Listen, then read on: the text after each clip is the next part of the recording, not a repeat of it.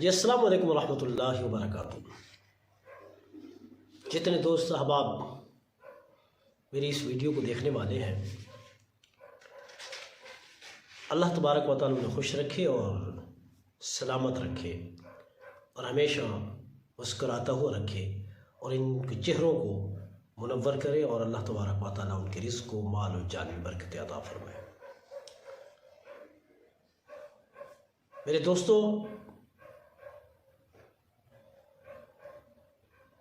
آج جو مختصر بالکل ویڈیو ہے، شارٹ کٹ ہے، تو میں اس میں جو ہے نا جو چیزیں آپ کو جو چیز بتا رہا ہوں، یہ میرے سامنے کتاب ہے احیاء العلوم، حضرت امام غزالی رحمۃ اللہ تعالیٰ علیہ کی۔ حضرت ابو حامد محمد بن محمد غزالی، یہ 500 ان کا وصال مبارک، بہت بڑے اللہ کے ولی گزرے ہیں، کامل، اور اپنے وقت کے اندر اپنا ثانی نہیں رکھتے تھے۔ اس کے اندر سے جو ہے نا میں نے 3 شخصوں کے متعلق بتانا ہے، اور یہ بڑی توجہ سے بات سنیں آپ، بڑی مزے کی بات میں آپ کو بتا رہا ہوں کہ اللہ رب العزت نے 3 شخصوں کے متعلق اپنے پیارے نبی صلی اللہ علیہ وسلم کی مبارک زبان سے جو ہے ان کی تعریف فرمائی ہے۔ ٹھیک ہے، وہ 3 شخص کون سے ہیں؟ قال رسول اللہ صلی اللہ علیہ وسلم، رسول اللہ صلی اللہ علیہ وسلم نے ارشاد فرمایا کہ ثلاثۃ یوم القیامت علی کثیب من مسک اسود اسود۔ حضور نے فرمایا کہ 3 شخص ایسے ہیں، 3 شخص ایسے ہیں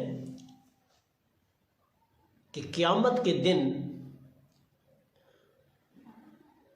مشک و عنبر کا ایک سیاہ ٹیلا ہوگا،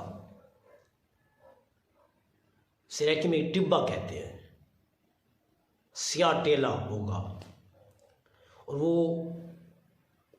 مشک و عنبر کا بنا ہوا ہوگا، خوشبو کا ہوگا۔ تو اس ٹیلے پر میرے آقا علیہ السلام نے ارشاد فرمایا کہ 3 شخص ہوں گے، اس سیاہ ٹیلا ہوگا، لا یحولہم حساب ولا ینالہم فزع حتی یفرغ مما بین الناس۔ حضور نے فرمایا کہ انہیں حساب کا خوف نہیں ہوگا، اور نہ ہی انہیں کسی قسم کی کوئی گھبراہٹ ہوگی، کوئی ڈر خوف نہیں ہوگا، حتیٰ کہ لوگوں کے مابین حساب و کتاب کر دیا جائے گا۔ کون سے 3 شخص ہیں خوش قسمت اور خوش نصیب، جن کے بارے میں میری آقا علیہ السلام، میرے نبی محترم و مکرم سید الکائنات فخر موجودات صلی اللہ علیہ وسلم کی مبارک زبان سے صادر ہوا کہ انہیں آخرت کا غم نہیں ہوگا، انہیں کوئی گھبراہٹ نہیں ہوگی۔ کون سے 3 شخص ہیں؟ پہلا شخص، رجل قرأ القرآن ابتغاء وجہ اللہ عز وجل واما بقوم وهم به راضون۔ آقا علیہ السلام نے فرمایا کہ پہلا شخص جو اللہ عز وجل کی رضا کی خاطر قرآن کی تلاوت کرتا ہو، اللہ کی رضا کا متلاشی ہو، اس کی زبان پر اللہ کے کلام کی تلاوت موجود ہو، اور وہ شخص کسی ایسی قوم کا امام ہو کہ وہ قوم اس پر راضی ہو۔ بات سمجھ آ گئی؟ حضور نے فرمایا یہ ایسا شخص ہے قیامت کے دن اسے حساب کا خوف نہیں ہوگا اور اس کو کسی قسم کی کوئی گھبراہٹ نہیں ہوگی۔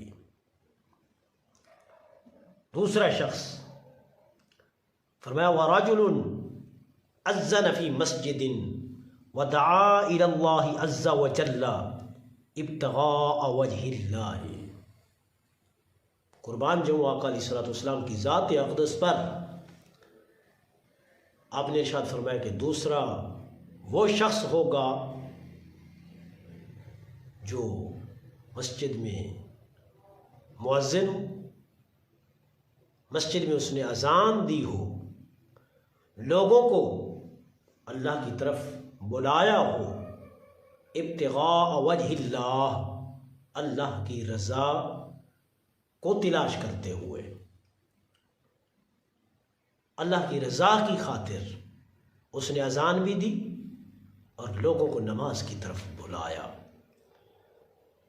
تو فرمایا کہ ایسا شخص بھی بروز قیامت حساب کا خوف اس کے دل میں نہیں ہوگا، کسی قسم کی کوئی اس کے دل میں گھبراہٹ نہیں ہوگی۔ کیسا خوش نصیب انسان ہے۔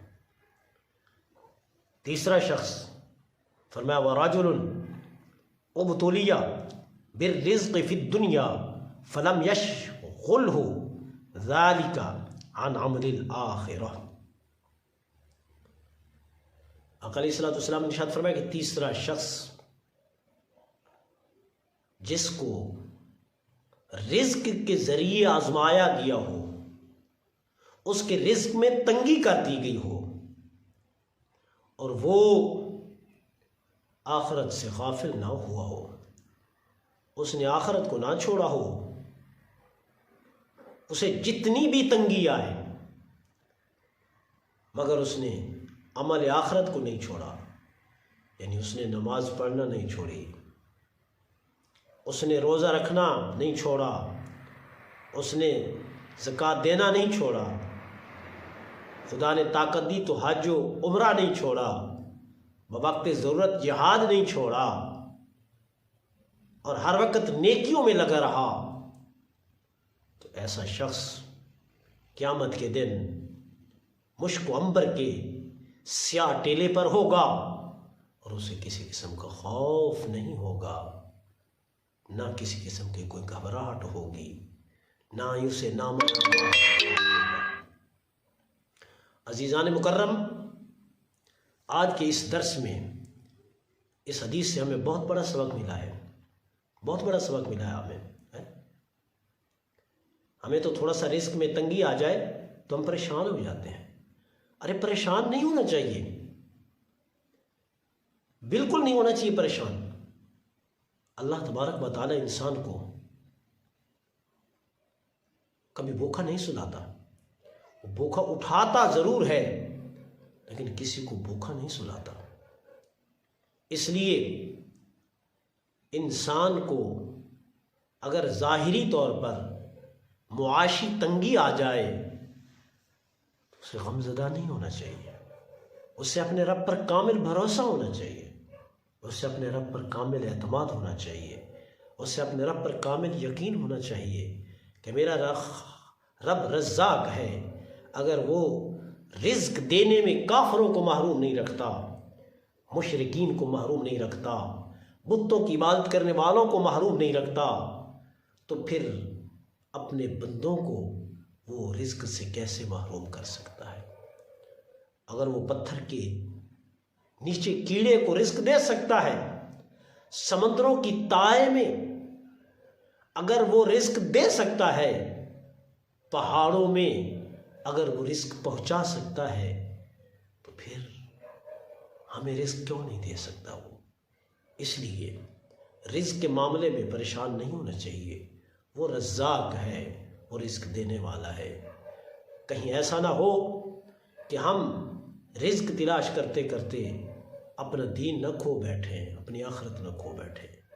اس لیے اگر اللہ رب العزت مال دے تو اس کو شکر ادا کرنا چاہیے، اور اپنی آخرت سے غافل نہیں ہونا چاہیے۔ اگر وہ نہ دے اپنی حکمت کے تقاضوں کے تحت